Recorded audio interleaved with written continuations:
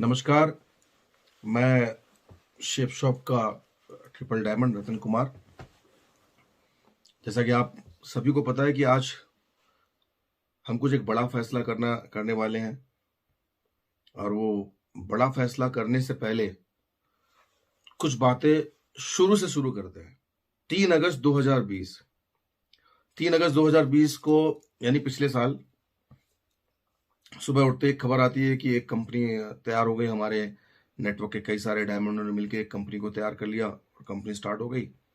और वो एक ऐसी खबर थी कि जिसने सबको हिला दिया था।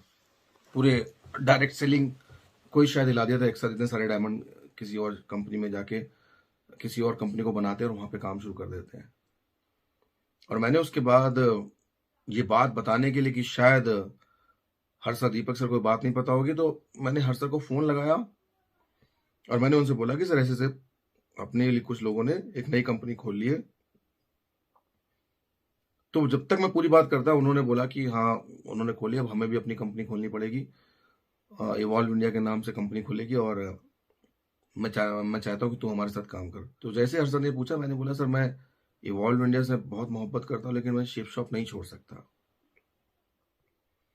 उन्होंने तुरंत बोला ठीक। अजय सर को तुरंत फोन किया। मैंने कहा सर ऐसी ऐसी बात सुनी है। तो उन्होंने बोला कि इस बात में सच्चाई है, एक काम करो, अपने सारे लीडर्स को रोको, कॉल करो, समझाओ। और मैंने उसके बाद सबको कॉल लगाना स्टार्ट किया। मैंने अपने डायमंड लोकेश को, अनिल गुप्ता को कॉल किया, यहाँ तक कि मैंने TR नेक्स्ट को कॉल किया जो कि मेरे नेटवर्क में नहीं थे। मैंने विशेष सर को कॉल किया, मैंने कुशवाहा सर को कॉल किया, मैंने दिलीप चौधरी सर को कॉल किया, मैंने डॉक्टर विजय मौर्य, श्यामधर मौर्य, गुलाब यादव सर को कॉल किया और सबको बोला कि इवॉल्व इंडिया मत जाना, हम लोग यहीं पे रुकेंगे और यहाँ से साबित करेंगे। तो अब उधर इवॉल्व इंडिया बनने की तैयारी चल रही थी और इधर हमारी तैयारी ये थी कि कैसे इस प्रॉब्लम से डट के सामना किया जाए। तो सबसे बड़ा सवाल ये था कि क्योंकि safe shop basically safe shop में जो भी ग्रो करता है, जो भी तरक्की करता है, वहां पे सपोर्ट सिस्टम का बहुत बड़ा रोल होता है। जैसे SSS है, जैसे WSS है, EWL है, इवॉल्व इंडिया। तो इवॉल्व इंडिया एक बहुत बड़ा सपोर्ट सिस्टम जो डैमेज हो गया, उसके बाद उसकी जगह लेने के लिए एक नया सपोर्ट सिस्टम तैयार किया गया, शेप शॉप सोल्जर्स। और हम जितने भी वफादार सिपाही थे, लॉयल थे, जो छोड़कर शेप शॉप को इवॉल्व इंडिया जाना पसंद नहीं करते थे, हम सब ने अपना एक ग्रुप बनाया और शेप्स ऑफ सोल्जर्स को तैयार किया। और उस शेप्स ऑफ सोल्जर्स की टॉप लीडरशिप बनी crown leader Ajay Pillai sir, crown leader Sanjay Gupta sir और हम सबके महागुरु सुनील मान सर। हम सबके मन में एक ही बात थी कि किसी भी तरीके से हमको साबित करना है। जो स्टेप लिया गया है, जो कंपनी खोली गई है, क्योंकि लगातार 2 कंपनी खुल गई थी। एक 3 तारीख को कंपनी खुल चुकी थी और अब इवॉल्व इंडिया खुलने की बारी थी। तो हमको 2 कंपनियों से लड़ाई करनी थी और हम अपनी तरफ से अलग से लड़ाई कर रहे थे अपने नेटवर्क को समझाने के लिए। हम अपने नेटवर्क को समझा रहे थे। इसी बीच पता चलता है कि इवॉल्व इंडिया नहीं खुली, लेकिन ज्यादातर लोग उस दूसरी कंपनी में, जो कंपनी खुली थी, उसमें जाके जुड़ गए। अब सवाल ये था, क्योंकि सवाल यही उठ रहा था कि कंपनी कुछ बदलाव नहीं कर रही थी, इसलिए वो कंपनी की स्थापना हुई है, दूसरी कंपनी की स्थापना हुई है। तो उसी पे तुरंत फैसला लिया गया डायरेक्टर्स की तरफ से और अनाउंसमेंट हुआ। इनफैक्ट 2 अक्टूबर को महात्मा गांधी जी की जयंती के उपलक्ष्य में 2 अक्टूबर 2020 में ज्यादा हैप्पीनेस वाला प्लान आएगा, जिसमें CCC होगा, यानी कि लेवल इनकम प्लान आएगा। हम सबकी खुशी का ठिकाना नहीं था। हम सब बहुत एक्साइटेड थे। हम सबको लगता था कि एक ऐसा अचूक हथियार आ गया कि अब जिसके बाद जितने लोग चले गए सब पछताएंगे, सब रोएंगे। तैयारी शुरू हुई, प्लान भी आ गया। प्लान जैसे तैसे समझ में आया, उसमें काम करना शुरू किया। लेकिन जैसे ही प्लान लॉन्च हुआ, उसके कुछ दिन बाद पता चला कि जितने प्रोडक्ट्स थे, मैक्सिमम प्रोडक्ट के रेट बदलने शुरू हो गए। सबके प्रोडक्ट के रेट बढ़ने शुरू हो गए, चाहे वो नोनी हो, चाहे वो हिम कैप्सूल हो, चाहे वो वे प्रोटीन हो। ऐसे करके कई सारे प्रोडक्ट के रेट बदलते चले गए। जब पूछा गया तो वहां बताया गया कि जो CCC प्लान है उसमें बहुत सारी चीजें, बहुत सारे अमाउंट को बांटना पड़ता है, इसलिए प्रोडक्ट की कीमत बढ़ानी पड़ेगी। हमने उस बात को मान लिया, नीचे की निगेटिविटी को भी हमने शांत किया। नेटवर्क में जो नेगेटिविटी थी सबको समझाया कि कोई बात नहीं, जो पे आउट आएगा इतना शानदार आएगा कि थोड़े बहुत पैसे बढ़ने पर भी हमको ज्यादा प्रॉब्लम नहीं होगी। और पहला पे आउट आया भी एक अच्छा, मतलब हमको उम्मीद थी कि एक पे आउट ऐसा आना चाहिए कि एक बहुत बड़ा चेक बनना चाहिए, तो 1 करोड़ का चेक बना भी, और कुछ 20 लोगों के चेक ऐसे बने जो 12, 13, 15, 16, 20 लाख रुपए के चेक थे। लेकिन फिर दोबारा जब इसका शुरुआत हुई ट्रिपल सी की अगले पे आउट के लिए, तब समझ में आया कि जो पहला पे आउट बना उसका रीजन ये था कि सबको अपनी आईडी की रीपर्चेसिंग करनी थी, और सभी ने एक साथ रीपर्चेसिंग करके अपना 6 महीने का आइटम एक साथ ले लिया था। अब जब 6 महीने की उनकी ऑलरेडी रीपर्चेसिंग हो गई, तो अगली बार ये समस्या आने वाली थी कि अगली बार अब वो रीपर्चेसिंग क्यों करेंगे। तो वैसा ही हुआ, अगली बार रीपर्चेसिंग नहीं हुई, और उसके बाद जो पे आउट था उसकी डेट बढ़ते बढ़ते 1 महीने, 1.5 महीने, डेट बढ़ते बढ़ते जो पे आउट 3 फरवरी को आना था वो पे आउट 24 मार्च को आया। और जो पे आउट आया, उस पे आउट के बाद तो डिजास्टर हो गया। मतलब जिसने जो उम्मीद की थी, सबकी उम्मीद से अलग एक पे आउट आया। यानी कुल मिला के ट्रिपल सी का फॉर्मूला सक्सेसफुल नहीं रहा। अब लोगों को समझाना नीचे से, क्योंकि हम तो लॉयल बंदे थे, हम तो कुछ भी हो जाए सेफ शॉप छोड़ नहीं सकते थे, तो हमारा काम ये था कि हमको नीचे वाले लोगों को समझाना है। हम नीचे वाले लोगों को समझाते रहे। हमने कहा कोई बात नहीं, फर्स्ट परचेज पे काम करते हैं, हम ट्रिपल सी पे काम नहीं करेंगे, क्योंकि पहले फर्स्ट परचेज पे काम करते थे। फर्स्ट परचेज पे काम करना स्टार्ट किया।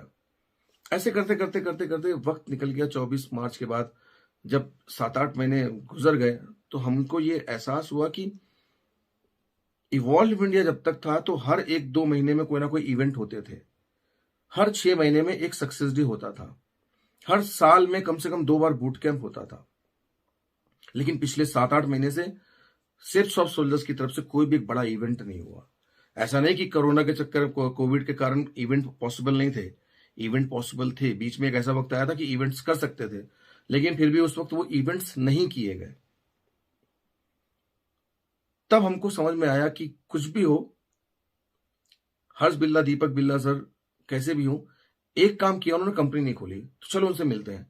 हमने उनसे मुलाकात की तो पता चला कि कंपनी वो कभी नहीं खोलना चाहते थे, उनको प्रोवोक किया गया, उनको उकसाया गया।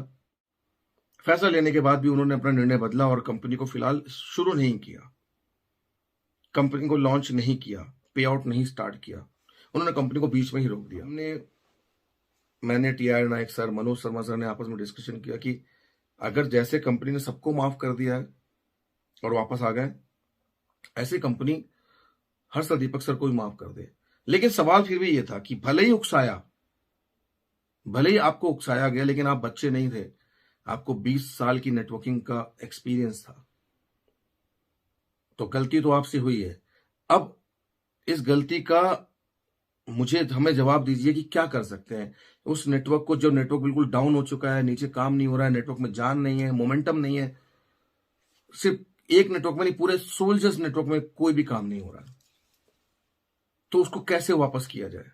तो उन्होंने बताया कि एक काम करें, अगर मैम हमारी वापसी हो जाती है तो हम एक फ्री का सक्सेस डे करेंगे, फ्री का, कोई पास नहीं होगा, आने जाने का उनका हिसाब किताब हम देखेंगे, और उससे पहले हम गाड़ी लेके हर स्टेशन पे जाएंगे, मुलाकात करेंगे, जहां जहां भी 50-50 लोग होंगे, 20 लोग होंगे, हम जाएंगे, मिलेंगे और सबको पास दे के आएंगे और मुलाकात करेंगे, मोटिवेशन की लहर दौड़ाएंगे। हम बड़े एक्साइटेड हो गए। हमने कहा लेकिन इसके अलावा, तो उन्होंने इसके अलावा एक जो खबर बोली, उससे कसम से बोला दिल बड़ा गदगद हो गया।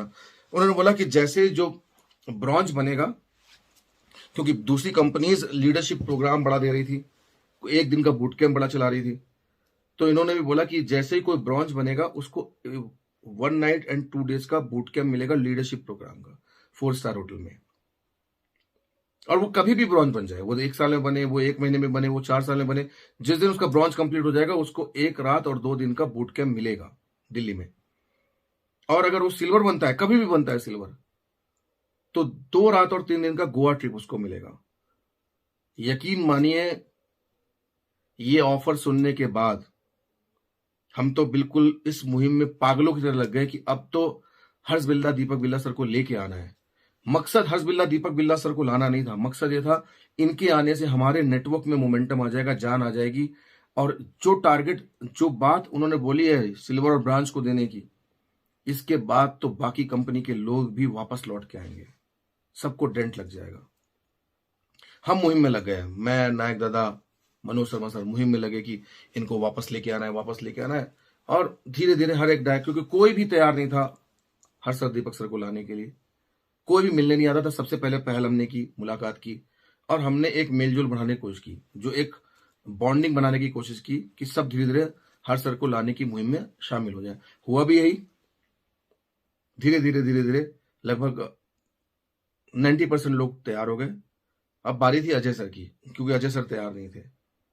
फिर अजय सर को समझाया गया तो अजय सर ने बोला कि मैं अपने ईगो को साइड करता हूं, अगर बात लोगों के टारगेट की है, बात लोगों के अचीवमेंट की है, बात लोगों के लिए कुछ करने की है, तो ईगो साइड करता हूं, इनको वापस लाओ और इनको ये टारगेट देना चाहिए। अब हम डायरेक्टर्स के पास गए, उसी दौरान कंपनी पे एक इन्वेस्टिगेशन चल रहा था, एक इंक्वायरी चल रही थी। और जैसे हम सिद्धार्थ सर के पास गए और उनको अपनी प्रॉब्लम बताई, हमने सोचा था कि पहले हम डायरेक्टली हर्ष सर की बात नहीं करेंगे, क्योंकि कंपनी एकदम से नहीं मानेगी, पहले हमको अपनी प्रॉब्लम बतानी है। तो जैसे सिद्धार्थ सर के पास गए, उन्होंने हमारी प्रॉब्लम सुनी कि ये प्रॉब्लम चल रही है, उनके घर में ये दिक्कत है, इधर ये दिक्कत है, लोगों की कार की EMI नहीं भरी जा पा रही है, सब जगह प्रॉब्लम से गुजर रहा है पूरा नेटवर्क। उन्होंने बोला, एक बात बोली कि इस वक्त हमारा बड़ा टफ टाइम चल रहा है, हमारे ऊपर एक इन्वेस्टिगेशन चल रही है और इन्वेस्टिगेशन में डेली हमको कुछ ना कुछ रिपोर्ट भेजनी पड़ती है, एक बहुत टफ टाइम है, हम खड़े हैं, बाकी आप लोग देख लो। मैंने एक सवाल पूछा सर से कि सर आपने कंपनी टारगेट भी बंद कर दिया है, क्या वो आगे चलेगा? तो उन्होंने बोला अगले 1.5-2 साल तक तो कंपनी टारगेट नहीं चलेगा। और हमने बोला कि सर कंपनी टारगेट तो ऑलरेडी दूसरी कंपनियां चला रही हैं, अब उनके सामने हमारे बंदे फाइट कैसे करेंगे सर? वैसे ही CCC सक्सेसफुल नहीं रहा, फ्लॉप हो गया, अब उसके कंपनी टारगेट भी आ जाएगा सर, तो फाइट कैसे करेंगे? लोग तो छोड़ के जाएंगे। तो उन्होंने बोला CCC तो आप लोगों ने जिद की थी लेवल प्लान, तो अब लेके आ गए, अब आपको पसंद ही नहीं आया। तो मैंने कहा सर प्रोडक्ट की कीमतें इतनी ज्यादा हो गई तो लोग प्रोडक्ट कहां से खरीदेंगे? तो उन्होंने बोला कि हम CCC पे सोच रहे हैं, हम CCC को चेंज करने की सोच रहे हैं। ये बात यहां से हुई और हम लोग वहां से निकल गए। हम वहां से निकले तो हरीश सर के पास गए। हमने सोचा, मैं, Manoj sir, Ajay sir, Panda sir, TR Nayak sir, RK Singh sir, Shanta Seelan sir, Kushwaha sir, हम सारे लोग गए और वहां बैठ के सोच ही लिया था कि अब अगर कंपनी को अपने लेवल पे कुछ नहीं कर सकती हमारे लिए, तो कंपनी इतनी इजाजत दे दे कि वो हर्ष बिल्ला, दीपक बिल्ला सर को लेके आ रहे हैं। और हर्ष बिल्ला, दीपक बिल्ला सर अगर आएंगे तो वो जो टारगेट है, जो ब्रॉन्ज और सिल्वर का टारगेट है, वो मिल जाएगा, अचीवमेंट, तो काम हो जाएगा। हमने मनोज सर ने हरीश सर को सीधे बात बोली कि सर हर्ष और दीपक सर को ले आइए, सपोर्ट सिस्टम की बड़ी कमी महसूस हो रही है, काम नहीं हो पा रहा, पिछले 8 महीने से रिजल्ट बहुत डाउन है, इतना पूरे कभी इवॉल्व इंडिया के टाइम पे कभी डाउन नहीं रहा। हरीश सर शॉक्ड हो गए, बोला तुम लोग उनको लाने की बात कर रहे हो, ये तो पॉसिबल ही नहीं है। फिर वहां पे बोला गया कि सर आप उन दोनों लोग को मत देखिए, 5000 जिंदगियां देखिए, 5000 परिवारों की जिंदगियां देखिए, आप उनको देखेंगे तो उनको लेके आ जाएंगे। इतनी बात बोली, उन्होंने बोला ठीक है हम इस पर गौर करेंगे, हमने तो कभी सोचे नहीं था उनको लाने का, आज आप बात कर रहे हैं तो हम गौर करेंगे, हम डिस्कशन करेंगे, हमारे 4 डायरेक्टर से और डिस्कस करेंगे। हम वहां से चले आए। हम वहां से जैसे ही आए, राजू आनंद सर के पास गए, तो राजू आनंद सर के पास सिर्फ अजय सर और पांडा सर गए, हम तो वहां से निकल गए। लेकिन राजू आनंद सर ने पहले ही बोल दिया सिर्फ मैं 2 लोगों से मिलूंगा। राजू आनंद सर ने भी एक बात बोली थी कि 57 दिन से हम बाहर थे, अपने घर पे भी नहीं थे, मोबाइल पे भी नहीं थे, तुम लोग को ये प्रॉब्लम समझ में नहीं आती, बहुत बड़ी प्रॉब्लम चल रही थी। उन्होंने भी अपनी प्रॉब्लम बता दी, हमारी प्रॉब्लम सुने बिना हम बाहर आ गए। अब बात में हमारी डिस्कशन हुई कि इतनी आसानी से ये काम होने वाला नहीं, हर सर को, दीपक सर को कंपनी इतनी आसानी से लेने वाली नहीं, हमें अपनी मुहिम को और तेज करना पड़ेगा, हमें और डायमंड लीडर्स बुलाने पड़ेंगे। तो हमने दीपक सर को, मनोज सर ने दीपक सर को बोला कि सर गोरखपुर से दिलीप चौधरी सर और उनकी टीम को भी बुला लीजिए। सेम टाइम कॉल गया, दिलीप चौधरी जी को फोन लगाया गया, वो रात को ही गाड़ी चला के आए और सुबह वो 4-5 लोग आ गए।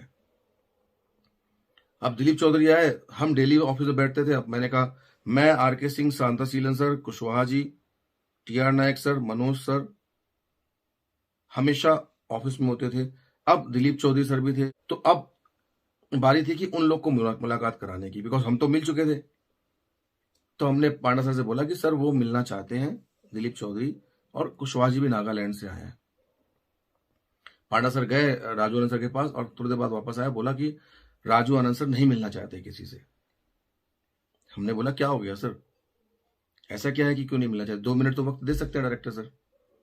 बोला एक्चुअली उन्होंने मुझे सीधे बोला कि तुम लोग हर्ष बिरला दीपक बिरला के लिए बैठे हो, मुझे मालूम है, 4 दिन बाद हम बता देंगे हमारा निर्णय क्या है, अभी मैं किसी से नहीं मिल सकता। तो मैंने बोला सर कोई इतनी दूर से मिलने आया है डायरेक्टर से, कम से कम इनकी बात तो सुन ले, प्रॉब्लम क्या चल रहा है लाइफ में। हर्ष सर दीपक सर को लाने की बात तो बाद में, पहले इनकी प्रॉब्लम सुन ले। तो पांडा सर ने बोला कि एक काम करो तुम ही ट्राई कर लो। तो मैं गया प्रवेश के पास, तो प्रवेश के पास टाइम नहीं था, इंदर पाजी किसी के साथ बिजी थे। तो मैंने देखा नटराजन सर खाली बैठे थे, मैं उनके पास गया, विद परमिशन मैं उनके केबिन में गया, खड़े होके बड़े अदब से बात की। मैंने बोला सर बड़ी दूर से गोरखपुर से लोग आए हैं, नागालैंड से आए हैं, मिलना चाहते हैं राजू आनंद सर से, एक बार मुलाकात करा दीजिए। इतना बोलना था कि उन्होंने सीधे बोला मैंने यही काम नहीं कर रखा है, मेरा यही काम नहीं है मिलाने का।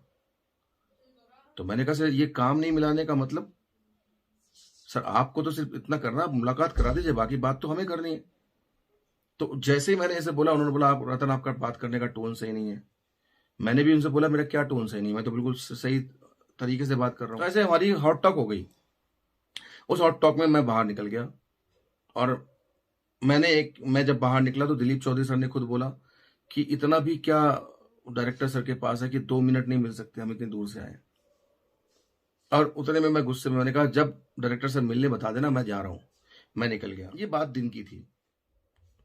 अब इसके बाद बात खत्म हो गई। रात को करीब 12 बजे अजय सर का मेरे पास कॉल आता है, मुझसे पूछते हैं कि रतन क्या हुआ दिन में। मतलब क्या बोला, नटराजन से क्या बात हुई। तो मैंने उनको सारी कहानी बताई कि ऐसे ऐसे हुआ, मिलने नहीं दे रहे थे, नटराजन से एक हॉट टॉक हो गई। और बोला अच्छा। तो उन्होंने मुझको बोला कि दिलीप चौधरी को तू क्यों मिलाना चाहता था। मैंने बोला सर दिलीप चौधरी सर मिलना चाहते थे, और जैसे कि वो पूर्वांचल के हैं, गोरखपुर के हैं, दिल्ली में हम जानते हैं, हमने कहा कोशिश कर ले। बोला तू हीरो ज्यादा क्यों बन रहा है। मुझे समझ में नहीं आया कि ये बात क्यों बोली कि मैं हीरो क्यों बन रहा हूँ। मैंने मतलब सर, बोला वो दिलीप चौधरी की लड़ाई थी, वो दिलीप चौधरी की अपनी लड़ाई थी डायरेक्टर से मिलने की, तू क्यों आगे ट्राई कर रहा था उनको डायरेक्टर से मिलाने की। मैंने कहा सर एक मिनट सर, ये दिलीप चौधरी की लड़ाई नहीं थी, ये हम सबकी लड़ाई थी। दिलीप चौधरी गोरखपुर से यहां तक आए, हमारे लिए आए, हर्ष बिरला दीपक बिरला सर आएंगे, सबका भला होगा, क्योंकि वो टारगेट मिल जाएगा, सबका भला हो जाएगा, सिर्फ अपने व्यक्तिगत फायदे के लिए नहीं है। तो जब वो सबके लिए आए तो मुझे भी उनके लिए खड़ा होना जरूरी था, और मैंने कुछ बहुत बड़ा काम नहीं किया। और रही बात हीरो बनने की बात कर रहे हैं सर, तो सर याद करिए 5 अगस्त 2020 जब इवॉल्व इंडिया खुल रही थी, ओपन हो रही थी, तब मैंने कितने लीडर्स को फोन लगाए थे जो मेरी टीम के भी नहीं थे, मेरे अपलाइन भी नहीं थे। मैंने नायक दादा को फोन किया था, मैंने विशेष सर को कॉल किया था, मैंने पांडा सर को भी कॉल किया था, मैंने गुलाब यादव सर को कॉल किया था, मैंने दिलीप चौधरी सर को कॉल किया था, मैंने मैंने कुशवाहा जी को कॉल किया था, मैंने बहुत सारे लीडर्स को कॉल किया था और बोला था इवॉल्व इंडिया मत जाना। तब आपने ये क्यों नहीं बोला था कि हीरो क्यों बन रहा है, तब आपने क्यों नहीं बोला था कि ये तेरी अपनी लड़ाई है, उनको क्यों फोन कर रहा है। तब तो आपने बोला था कि तू मेरा सबसे वफादार है, सबसे लॉयल है। और आज जब इस मुहिम पे हम सब एक साथ लड़ रहे हैं, और मैंने अगर दिलीप चौधरी सर को मिलाने की कोशिश की, तो हीरो बनने वाली बात कहां से आ गई। आज भी लॉयल्टी की बात है, अपनी मुहिम के प्रति लॉयल्टी हमारी वफादारी है। फिर उन्होंने बोला कि तू बहुत बड़ा हितैषी बन रहा है हर्ष बिरला दीपक बिरला सर का। मैं मतलब सर नहीं, तू बहुत हितैषी बना। मैंने कहा अगर हितैषी बन रहा होता तो मैं तो आज से 1 साल पहले 2000 जब 3 अगस्त 2020 में कॉल आया था इवॉल्व इंडिया ज्वाइन करने के लिए, मैं तो तभी ज्वाइन कर लेता। मैं तो हितैषी नहीं था, मैं तो हितैषी अपने शेप शॉप का था। तो उन्होंने मुझसे बोला कि ये लोग तुम्हें क्या दे रहे हैं। मैंने देखो सबसे बड़ा फायदा तो सर ये हो रहा है कि ये लोग ब्रॉन्ज में एक बूट कैंप दे रहे हैं, और सिल्वर में 2 रात का और 3 दिन का बूट कैंप गोवा का दे रहे हैं। अगर ये चीज चलन में आ जाएगी तो हम बड़े अच्छे से प्रमोट कर सकते हैं, और नीचे नेटवर्क में बड़ा मोमेंटम आ जाएगा। बोला चल ये नहीं आ रहे, अब ये टारगेट मैं तुझे दूंगा, तेरे बंदों को मैं दे दूंगा। तो मैंने बोला मतलब, बोला इनको भूल जा, मैं तेरे बंदों को दे दूंगा ये। तो मैंने एक बात पूछी, मैंने कहा सर अगर आप दे सकते थे तो आज से 6 महीने पहले क्यों नहीं। आज क्यों बोल रहे हैं? तो उन्होंने बोला कि अच्छा अब ये पूछेगा, आज क्यों नहीं? अगर आज दे रहा हूं तो क्या दिक्कत है? मैंने कहा नहीं, सवाल तो पूछूंगा सर। कल तक आप बोल रहे थे कि रतन अगर हंस बिल्ला दीपक बिल्ला नहीं आए तो हमारी सबसे बड़ी हार होगी, और जब 80% काम कंप्लीट हो चुका था कि लगभग उनका आना तय था, तो आज आप अचानक बोल रहे ये लोग नहीं आएंगे और मैं दे दूंगा। तो मैं इसको क्या समझूं सर? क्या कोई पॉलिटिक्स हो गई? और इतनी बात सुनने के बाद फोन कट गया और मेरा भी दिमाग काम नहीं किया। मैं भी परेशान हो गया कि जिस काम के लिए हम पिछले 7-8 दिन से लगे थे वो काम होते होते रह गया, अचानक बीच में कोई पॉलिटिक्स हो गई। और मैंने इस गुस्से में अपने डायमंड क्लब के, सोल्जर्स के डायमंड क्लब को मैंने लेफ्ट कर दिया, छोड़ दिया, निकल गया। नाराजगी सिर्फ मुझे अजय सर से थी। मैं जैसे लेफ्ट किया, बहुत लोग के मेरे पास कॉल आया। मेरे पास शांता शीला सर का कॉल आया, आरके सर का कॉल आया, मेरे पास संजय गुप्ता सर का कॉल आया, मनोज सर का कॉल आया, टीआर नायक सर का कॉल आया। मैंने सबको बता दिया कि मेरी अजय सर से नाराजगी है, क्योंकि उन्होंने अचानक यू टर्न क्यों ले लिया अपनी बातों से। अब ये सारी बातें सबने अजय सर को भी बताई कि सर अपना बंदा है, लॉयल बंदा है, नाराज हो रहा है, आप उसको कॉल करो। उन्होंने एक बार कॉल नहीं किया मुझे, एक दिन नहीं किया, 2 दिन नहीं किया, 3 डायमंड मीटिंग में भी मुझे कॉल नहीं आया उनका, और सबने बता दिया कि सर आपसे नाराज है। जब 3 दिन तक कॉल नहीं आया, चौथे दिन मैंने उनको मैसेज किया। चौथे दिन मैसेज लिख किया था क्योंकि मैंने एक यूट्यूब में एक वीडियो देखा जो दूसरी कंपनी खोल दी थी। उस कंपनी के एक लीडर ने एक वीडियो पोस्ट किया था कि आज 10 की टीम खड़ी करते ही हमको बूट कैंप का मौका मिल जाता है, लेकिन फ्री में मिल जाता है 5 स्टार होटल में, लेकिन यही पहले पुरानी वाली कंपनी में हमको इसके लिए 4-5 हजार रुपए पे करने पड़ते थे। तो मैंने जब ये वीडियो देखा मेरा दिमाग खराब हुआ और मैंने अजय सर को ये वीडियो कोट करके लिखा। मैंने कहा सर ये जो आदमी इतना उछल रहा है ना सर, ये इसका जवाब दिया जा सकता था। हमारे भी एक ब्रॉन्ज को और सिल्वर को बूट कैंप दिया जा सकता था, लेकिन अचानक एक पॉलिटिक्स खेल दी गई और ये काम नहीं हो पाया। और अगर मैं शेप शॉप में रहा तो जवाब दूंगा, नहीं रहा तब भी जवाब दूंगा इस बात का, इस लीडर को। अजय सर ने मैंने उन सारे मैसेज का कोई भी जवाब नहीं दिया। इसके बाद मेरा गोवा का बूट कैंप था, मैं अपने बूट कैंप की तैयारी करने लगा। बूट कैंप चला, बूट कैंप के आखिरी दिन, क्योंकि मैं ग्रुप से लेफ्ट कर चुका था, लेकिन मेरे 2 डायमंड थे, लोकेश कुमार, अनिल गुप्ता। अचानक रात को 1 बजे फिर से एक मैसेज आता है कि हर्ष बिल्ला दीपक बिल्ला नहीं आएंगे। ग्रुप में, डायमंड क्लब में, हर्ष बिल्ला दीपक बिल्ला नहीं आएंगे, Ratan Kumar root pure join करेगा और रतन कुमार मनोज शर्मा को अपलाइन लेकर आएगा। मुझे अनिल, मैं तो ग्रुप में नहीं था, लेकिन मुझे अनिल और लोकेश ने मैसेज पढ़ा दिया। तो मैंने कहा अच्छा।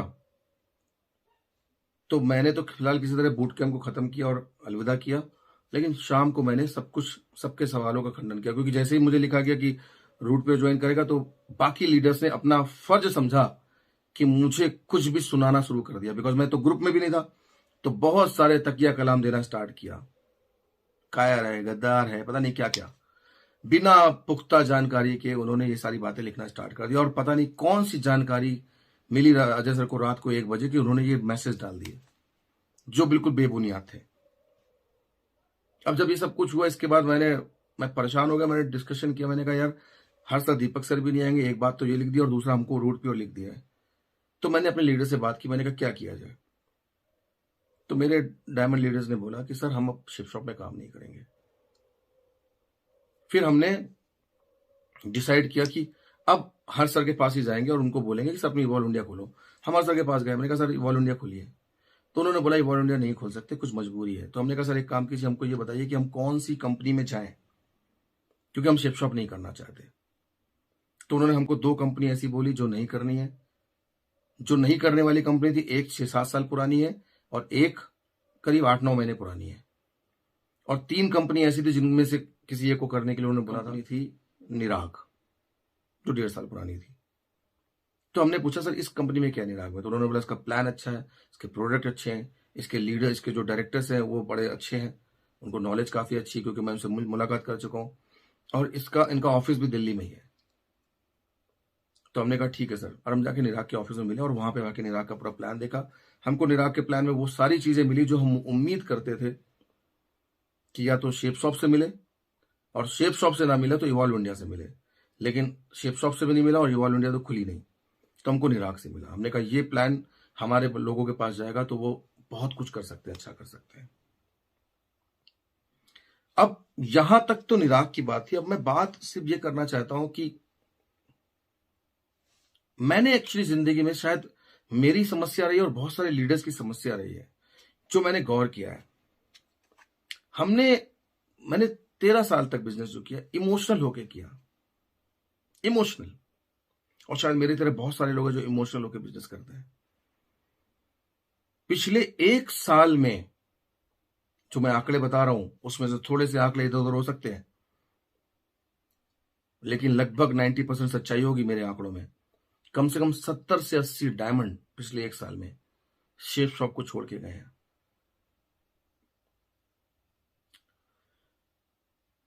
हम इमोशनल होते हैं जब हमारे नेटवर्क से कोई एक भी सिल्वर गोल्ड जाता है ना, वो हमारा इमोशंस होता है, हमारी बॉन्डिंग होती है जो हमको रात भर परेशान करती है कि मेरे नेटवर्क का एक व्यक्ति दूसरी कंपनी में कैसे जा रहा है, दूसरी जगह पे कैसे जा रहा है। हम पूरी ट्राई करते हैं, पूरी कोशिश करते हैं काउंसलिंग करने की, उसको समझाने की, और उसके बाद भी समझ जाए तो अच्छी बात, नहीं समझता तो ये इस बात का मलाल नहीं रहता कि हमने कोशिश नहीं की। लेकिन पिछले 1 साल में 70-80 डायमंड गए, किसी पे भी वापस बुलाने की कोशिश नहीं की गई। मैं किसी और की बात क्या करूं, मैं अपनी बात करता हूं। मैं करीब 7-8 दिन पहले, 10 दिन पहले बता चुका था कि मैं निराग जाने वाला हूं। मेरे पास किसी का कोई कॉल नहीं आया, ना किसी डायरेक्टर सर का आया, ना डायरेक्टर सर के रिप्रेजेंटेटिव का कॉल आया। फिर एक बात समझ में आई कि हम इमोशनल हैं, लेकिन डायरेक्टर्स जो है ना, जिनके पास अथाह पैसा है, वो प्रोफेशनल है। उन्होंने खुद अपनी बातों में कई बार बोला है कि जो जाना चाहता है उसको जाने दो, उनको फर्क नहीं पड़ता, दे आर प्रोफेशनल। उनकी हमारे साथ ऐसी बॉन्डिंग नहीं है जैसी हमारी अपनी टीम के साथ बॉन्डिंग है। They are totally professional. आज मुझे समझ में आता है कि क्या बड़ा आदमी बनने के लिए, बड़ा बिजनेसमैन बनने के लिए सिर्फ प्रोफेशनल होना बहुत जरूरी है, और इमोशनल वाला शब्द एक अच्छे बिजनेसमैन के डिक्शनरी में होना ही नहीं चाहिए। अगर ये है तो शायद ये बहुत बड़ी गलती हमने की, क्योंकि हमने पूरे 12-13 साल इमोशनल होके काम किया, और हम ये सोचते रहे कि मेरे जितने भी प्रमोशन हो रहे हैं, सिल्वर से गोल्ड से pearl topaz, diamond, double diamond, triple diamond, ये इमोशंस के कारण हो रहे हैं, हमारी टीम की बॉन्डिंग के साथ हो रहे हैं। लेकिन आज पता चला जाके नहीं, बिजनेस इमोशन से नहीं होता, बिजनेस प्रोफेशन से होता है, और जो प्रोफेशनली साउंड होते हैं उनके लिए इमोशंस की कोई जगह नहीं होती। इसीलिए पिछले 1 साल में 70 से 80 डायमंड चले गए, और भी बहुत लोग लाइन में जो जाने वाले हैं। और बात करते हैं लॉयल्टी की। मैंने बहुत वफादारी दिखाई है, इस कदर दिखाई है कि आप मेरे फेसबुक चैनल पे जाएं तो हर दूसरे तीसरे दिन शेप शॉप का कुछ ना कुछ वीडियो डालता था। मैंने शेप शॉप के लिए बहुत वीडियो बनाए भी हैं। लेकिन एक बात मैं ये पूछना चाहता हूं कि क्या वफादारी हमेशा एक तरफ से काउंट होनी चाहिए? मैं झंडा लेके खड़ा हूं और बोलता हूं कि मैं मरता मर जाऊंगा, मैं अपनी संस्था के झंडे को गिरने नहीं दूंगा। मेरा घर बिक जाएगा, मेरी संस्था को झंडे को गिरने नहीं दूंगा। मेरी गाड़ी बिक जाएगी, मेरी संस्था के झंडे को हिलने नहीं दूंगा। मेरे नेटवर्क से लोग छोड़ के चले जाएंगे, मेरी संस्था के झंडे को हिलने नहीं दूंगा। मैं तो बड़ा लॉयल हूं। लेकिन क्या जिस लॉयल संस्था के सामने मैं ये बातें कर रहा हूं, उस लॉयल संस्था के डायरेक्टर को कभी मेरे पास आकर अपनी लॉयल्टी नहीं दिखानी चाहिए थी कि जब ये इतना बड़ा लॉयल है, हमें भी उसके प्रति अपनी लॉयल्टी दिखानी है? वहां चूक हो गई, वो लॉयल्टी नहीं दिखाई गई। बहुत सारी बातें की गई, पूरी नहीं की गई। मैं तो जा रहा हूं, साथ में साथ मेरे साथ diamond Anil Gupta, diamond Lokesh Kumar, double diamond Kumar Som, हम चारों जा रहे हैं। एक नई बिगनिंग, नई शुरुआत करने जा रहे हैं। पीछे बहुत कुछ सीखने को मिला है शेप शॉप से, बहुत कमाया है शेप शॉप से, बहुत अर्जित किया है। मुझे नहीं पता, पहली बार मैं कोई कंपनी छोड़ के कहीं जा रहा हूं, तो मुझे नहीं पता कि ये दुख का समय है या खुशी का वक्त है। क्योंकि दुख इस बात का है कि मैं 12-13 साल जहां पे कंपनी में काम किया वो छोड़ के जा रहा हूं, और खुशी का विषय ये है कि मैं एक नई शुरुआत करने जा रहा हूं, और इस नई शुरुआत में नए तरीके से लोगों के साथ काम करने जा रहा हूं। क्योंकि जहां पर पूरी ताकत लगाने के बाद भी क्या वो कारण थे जो हर्ष बिल्ला, दीपक बिल्ला सर को नहीं लिया गया, मुझे वो रीजन समझ में नहीं आया। हमने ये तक बात बोली थी कि सर हर्ष बिल्ला, दीपक बिल्ला सर को मत देखो, 5,000 परिवारों की जिंदगी को देखो। अगर ये टारगेट मिलता है, अगर ये ऑफर मिलता है, वो जिंदगियां बच जाएंगी, उनके घर बच जाएंगे। फिर भी इतना ईगो रखा गया कि बोला गया कि हम किसी भी कीमत में इनको नहीं लेंगे। खैर, वो आपकी अपनी सोच होगी हर्ष और दीपक सर को लेके। फिलहाल हमने ये कदम उठा लिया है कि अब हम यहां से शेफ शॉप का साथ यहीं से छोड़ के जा रहे हैं। अब तक जो भी किया, मैं तहे दिल से शुक्रिया अदा करना चाहता हूं मान सर का, संजय गुप्ता सर का, अजय पिल्ले सर का, हर्ष सर, दीपक सर, मनोज सर, टीआर नायक सर, पांडा सर, इंदर पाजी, नटराजन सर से लड़ाई हुई लेकिन फिर भी उनका रोल है मेरी जिंदगी में, प्रवेश, अंजलि मैडम, मैं आप लोग का बहुत आभारी हूं। आपने बहुत खराब वक्त में बहुत साथ दिया है, लेकिन एक नई शुरुआत करने जा रहा हूं। आप सभी से आशीर्वाद चाहता हूं। अब लड़ाई मेरी है, मुझे पूरी करनी है। इतना तो काबिल आपने बना दिया है कि लड़ाई कैसे लड़ी जाती है और लड़ाई कैसे जीती जाती है। आप सभी का बहुत बहुत धन्यवाद। हाँ, जिस संस्था में मैं जाके जुड़ा हूं, निराग वेलनेस, वो संस्था में जो प्रोडक्ट है, प्लान है, जो नियत है, जो नियति है, वो इतनी शानदार है कि जिस दिन हम लोग प्लान देखने गए थे, सिर्फ हम एक खाना पूर्ति करने गए थे, हमारे मन में बिल्कुल भी नहीं था। लेकिन प्लान देखने के बाद, कॉन्सेप्ट देखने के बाद, डायरेक्टर्स के विजन को देखने के बाद, उनकी नियत को देखने के बाद हमें समझ में आया कि यहां से काम किया जा सकता है और यहां से लोगों के साथ मिलके आगे बढ़ा जा सकता है और लोगों को आगे बढ़ाया जा सकता है। बस अंत में इतना बोलना चाहता हूं कि जो भूल चूक हुई हो, क्योंकि मुझे पता है जब मैंने पहली बार कोई नेटवर्क मार्केटिंग कंपनी को स्विच किया है, यहां से कहीं जा रहा हूं, मुझे नहीं पता था कि क्या एक्सपीरियंस होता है। मैं आपके सामने एक एक्सपीरियंस रखता हूं। बहुत लोग ऐसे हैं दूसरी कंपनी के जो साथ में आ गए, बहुत अपने लोग हैं जो आज भी वो झंडा लेके खड़े हैं। मैं उनको गलत नहीं बोलता, हम ही ने सिखाया है, हम ही ने बताया है। इतनी जल्दी उनको कहां से समझ में आएगा? लेकिन जो भी कर रहे हैं वो हमारे साथ है या नहीं है, जो हमारे साथ होकर दूसरी कंपनी में जा चुके हैं, जितने लोग भी हैं, उनका मेरी जिंदगी में हमेशा बहुत बड़ा किरदार रहा है। आज जितने भी मैंने तरक्की की है उसमें वो बराबर के हिस्सेदार हैं। तो आप जहां भी हैं, जैसे भी हैं, आप तरक्की करें। बस इतना बताना चाहूंगा अंत में कि मेरे पास भी करीब 20 से 25 हज़ार का बैलेंस, एक आईडी से ट्रिपल डायमंड, एक आईडी से डायमंड, और आईडी का प्लेसमेंट ऐसा था कि कहीं कहीं पर एक सिंगल फुल सेल से 3,000 तक का चेक बनता था। फिर भी अगर आज से शॉप छोड़ना पड़ रहा है, सिर्फ उसका कारण ये था कि नीचे से लोग जा रहे थे, नीचे से लोग दूसरी कंपनियों का दामन थाम रहे थे, और उस मर्ज की दवा भी ढूंढ ली थी हमने, और उस मुहिम पे लगे थे कि अगर वो काम हो जाता है, ब्रॉन्ज और सिल्वर वाला काम हो जाता है, तो हम सारे लोगों को रोक सकते हैं, बल्कि और दूसरी कंपनी के लोग भी हमारे पास आ सकते हैं। लेकिन वो काम होते होते रुक गया, एक पॉलिटिक्स खेल दी गई, और उसके बाद लगा कि जहाँ पर पॉलिटिक्स है वहाँ बिजनेस नहीं हो सकता, इसलिए सेफ शॉप को अलविदा करना पड़ रहा है।